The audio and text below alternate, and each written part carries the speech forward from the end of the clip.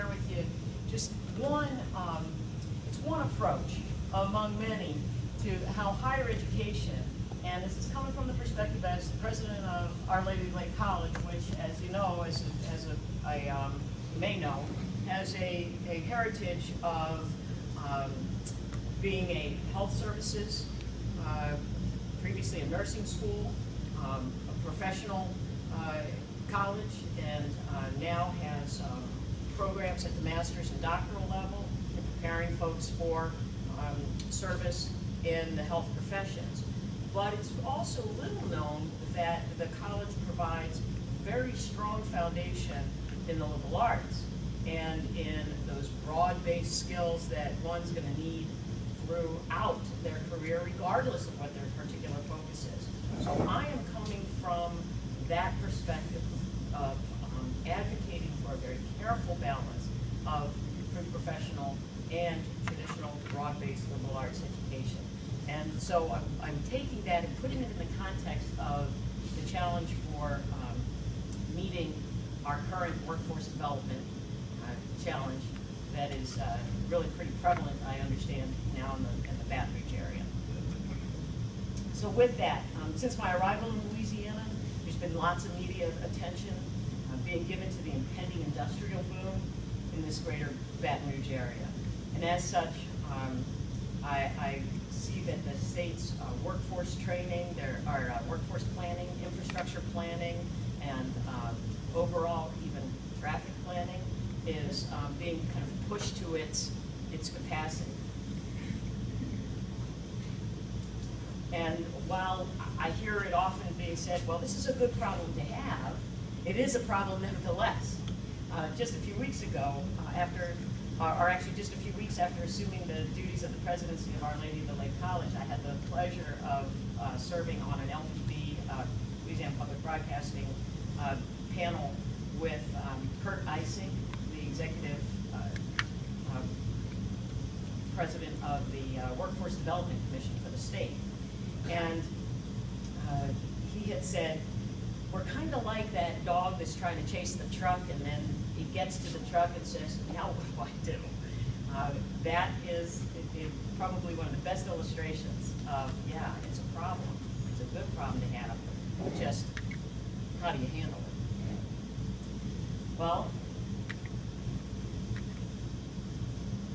to take full advantage of the boom means that we're going to have to prepare as many residents as possible for an anticipated 86,000 positions. Now, about 30,000 of those, I'm told, are replacement positions for people leaving the workforce, but all of the others are going to be new jobs for which there are not existing workers.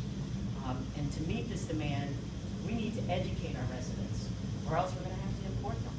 We've got good, healthy, capable Louisianans to serve there. And we're going to have to invest some significant resources that are going to go not only to this laundry list of educational initiatives, but need to be thought out, I think, very, very carefully in terms of the longer term. So the initiatives, among the many initiatives that are already receiving lots and lots of investment, most of the public money, is the Louisiana Community and Technical College System, which plans to compress their training time for some of their high demand jobs, hopefully without compromising quality. That's a tough challenge to meet. Second, the revamping of the K-12 funding formula that's going to supposedly support state career diplomas, and then increase spending in technical training at the K-12 level. Third, the creation of the WISE Fund, which contains an initial $40 million for workforce development programs, and that's mostly in the state higher ed system. And then the promotion of post-secondary career paths that don't necessarily require four-year degrees. And that initiative is being primarily funded through a private initiative called the Louisiana Workforce Education Initiative. But are we also thinking about what happens after the boom? Yeah, we've got to react to the immediate challenge. But in doing so, are we ahead and thinking proactively about what happens after the boom? So while learning about this recent challenge, I've been asking about the longer term plans for dealing with more distant ramifications of the boom. You know, my Marine training tells me you have always got to be ready for what you don't know is coming up next. What's over the hill? How are you going to adapt, improvise, overcome the challenge, and continue to do so? The challenges you don't even know yet exist, but you best be ready for them. Several local leaders have told me that that's not necessarily an historic habit of Louisiana. I'm not, you know, I'm a Yankee, so I can't be telling you that, but that's what I'm told. And it's apparently evident in some old 1980s bumper stickers, which were brought to my attention to say, please God, send us another oil boom. I promise not to blow it this time. Apparently that was on the backs of some cars back in the 80s. So, you know, I understand that we have this immediate problem, but are we looking further ahead? And there are others who are assuring me that, however, this time around, there are indeed efforts at diversifying the economy such that we might be able to smooth out some of the booms and busts that are going to be inevitable. And I have to agree with the LCTC system president, Monty Sullivan, when he says the only way we are going to be able to diversify that workforce so that it can ride out the booms and busts is to ensure that our people are skilled and educated. And now here's where we might diverge. We might not necessarily agree on just how to educate people and instill in them the kinds of skills that they're going to need in the long run. So I agree that diversifying the economy is a crucial strategy toward preparing for the inevitable boom-bust periods. And applying the same reason, we also have to look at diversifying the workforce. And here's where I need to emphasize an important distinction. I'm not referring, when I say diversifying the workforce, I'm not necessarily saying that we should strategically produce so many people of this skill area and so many people of that skill area. That's a given. You have to plan for that because you need to plan for the diversified economy and therefore the workers to serve that economy. That is creating what would be called an adaptable overall workforce. But I like to, from the position of the president of a Christ-based church-based school, a school that has a very rich tradition in the Franciscan tradition, that ours is more than obligated to produce a workforce, but to focus on individual people as then contributors to the workforce. And that is that's a fine difference, and it makes a difference in how we educate them and the personal approach that we take toward educating those members of the workforce.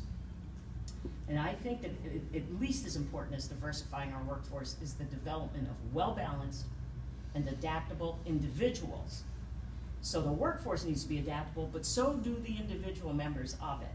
We must focus on educating individual members of the citizenry such that they are themselves capable of adapting to this dynamic and complex world that we live in. In order for our workforce to be agile enough to respond to the reality of the economic booms and busts, our individual citizens must themselves be adaptable. And those of us who are educators must remind ourselves that we're called to educate and to form people, human beings, individual members of the community who comprise that ever-important resource we call the workforce. So just how do we educate a well-balanced, adaptable citizenry? This is a question that's been the cause for an ongoing debate for generations, particularly for those of us who are scholars in higher education. We like to debate about a lot of heady things, but one that is most popular is what's the most effective, what's the way to best educate well-balanced members of the citizenry. And now, with the current focus on the value of a college degree all of this argument about why would you put all of this money in your college degree, with questions about tuition rates and return on investment. What's the ROI? You put this much in your tuition, how much you're going to be making this much out of your education.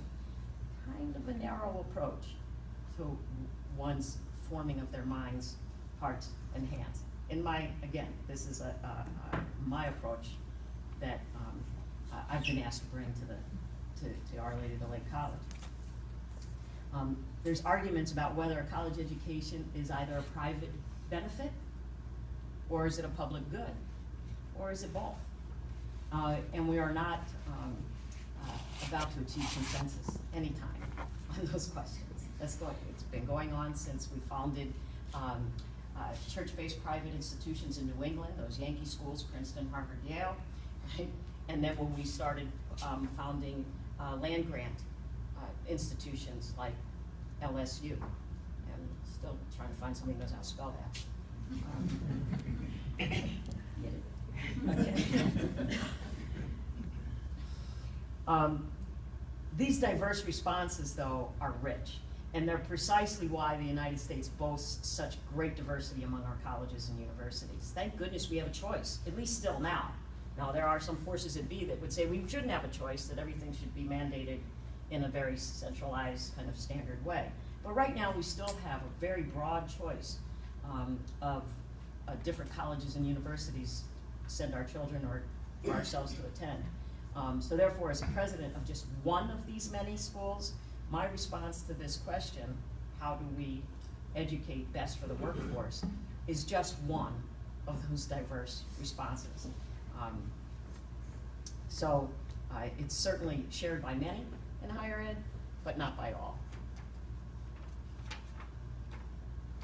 And unfortunately, though, when we look at the many choices among colleges and universities, we tend to boil it down to two. We like to make things simple to understand. And so we tend to make these sort of paradigms and say, well, it's really about, do you want to have a liberal arts education or a pre-professional education? People tend to boil down our schools into two basic categories. And these are really false choices. Do you prepare your mind, or do you prepare your hands? It's not an or and or thing. There's an all too narrow opinion that it's too widely held, that says one goes to college either for a liberal education or for professional training. Either you educate your head and you build an ability for a deep appreciation for life, or you educate your hands so that you secure a foundation to make a living. But that's a false choice. It's not either or. It's both and, if you're going to educate adaptable and capable members of the workforce. So, what constitutes a pre-professional or professional college education? The answer is as varied as there are programs for pre-professional education. There are at least as many misconceptions as there are definitions, actual, legitimate definitions for what's a pre-professional college education. And those misconceptions tend to be very emotionally loaded and opinionated. Some people will call it training. You just got to train people. Well, let me tell you, as an educator, any professional educator worth their salt will just kind of cringe when you say, well, you're all about training. No, we educate, we form, we even enlighten. Well, we sure as hell don't train. That's not, they talk to a higher educator, worth their salt, and they will cringe at that. But there does tend to be a sort of narrow mindset that way. Then there's also kind of an extreme notion that schools specializing in professional education are nothing more than trade schools. So I'm not going to lower myself. I'm a higher education professional. I am liberally educated and I know the higher things. I've been exposed to great literature and history and Western civilization. I'm not lowering myself to run a trade school. In fact, I had friends of mine, I come from a liberal arts, 4-year, very traditional liberal arts college as a provost, and people say, what, you're going to a stinking, proprietary school. All they do is they raise up nurses. Are you kidding? No, we raise up nurses that also have hearts and heads.